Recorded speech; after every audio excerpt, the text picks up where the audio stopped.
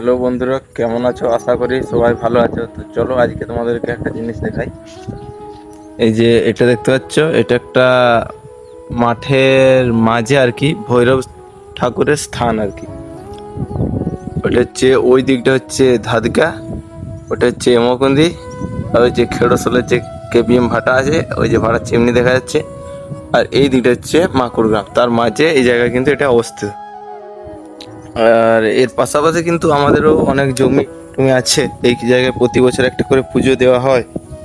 তো এই জায়গাটার একটা গল্প বলি তোমাদেরকে, যে আজ থেকে ঠিক 6-7 বছর কি 8 বছর আগে একজন ছেলে কি বলেছিল, এই যে দেখতে পাচ্ছ ঠাকুরগুলো আর কি নিচে পড়ে আছে।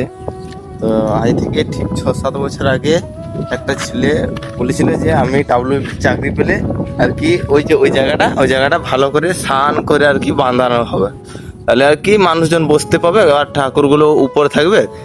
ঠিক আছে। তো তারপরে কি হচ্ছে, যে ছেলেটা চাকরি পাওয়ায় 7-8 বছর হয়ে গেল, ছেলেটা বিয়ে করেছে।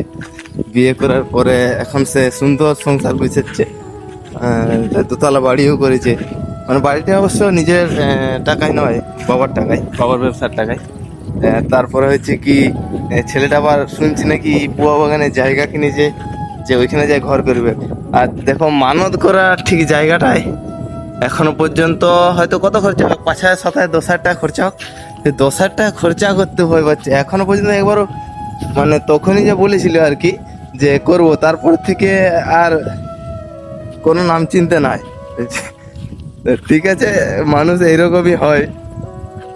আরো তার কিছু ঘটনা আছে, পরে তুলে ধরবো। এই যে দেখতে পাচ্ছ, আমাদের এখানে চাষের জন্য বীজ ফেলা হবে আর কি, সেই জন্য জায়গাটা রেডি করা হয়েছে। বুঝতে পারছো, মানুষ কত ধরনের কত রকম হয়। সেই মানুষটার অনেক কথা আছে, আস্তে আস্তে সব শেয়ার করব। যেহেতু সোশ্যাল মিডিয়ায় আইছি, সোশ্যাল মিডিয়াতে থাকবো, আর কিছু মানুষের যে খারাপ দিকগুলো সেগুলো তুলে ধরবো না, সেটা হয়।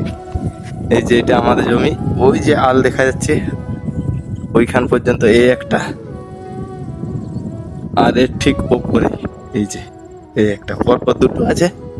ওই জন্য এই জমিগুলো কেনার পর থেকে আর কি ওই ঠাকুরকে ঠিকঠাক পুজো দেওয়া হয়। যে খেজুর গাছ আছে ওইখানে।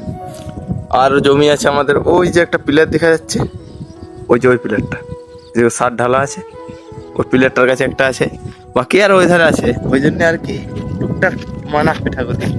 ওই জন্যে দেখতে এসেছিলাম যে বীজতলাটা বাওয়া হয়েছে না হয় না।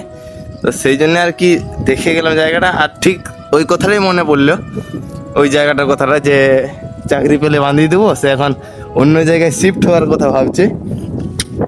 আর ওই ছেলেটারই কথা পরের ভিডিওতে বলবো। চলো আজকের মতো ভিডিওটা এই পর্যন্তই। আর আমি একটা কথা বলি, যদি ওই ছেলেটা আমার ভিডিওটা দেখে এই জায়গাটায় ঠিক করে দেয় ঠাকুরটা, বা ওই চাতাল করে দেয়, তো ঠিক আছে। না হলে আমি কোথা দিয়ে যাচ্ছি এইখানে দাঁড়িয়ে, যে যেদিন আমার ইউটিউব হোক, ফেসবুক হোক, ইনস্টা হোক, যেদিন আমার পেমেন্ট প্রথম ঢুকবে, ওই পেমেন্টের ফার্স্ট টাকা দিয়ে ওই জায়গাটা আমি কিন্তু করব। আর এইটি হচ্ছে আমার প্রথম ব্লগ ভিডিও, ওই জন্য আর কি বলছি, ফার্স্ট পেমেন্ট ফার্স্ট কাজ এখানেই।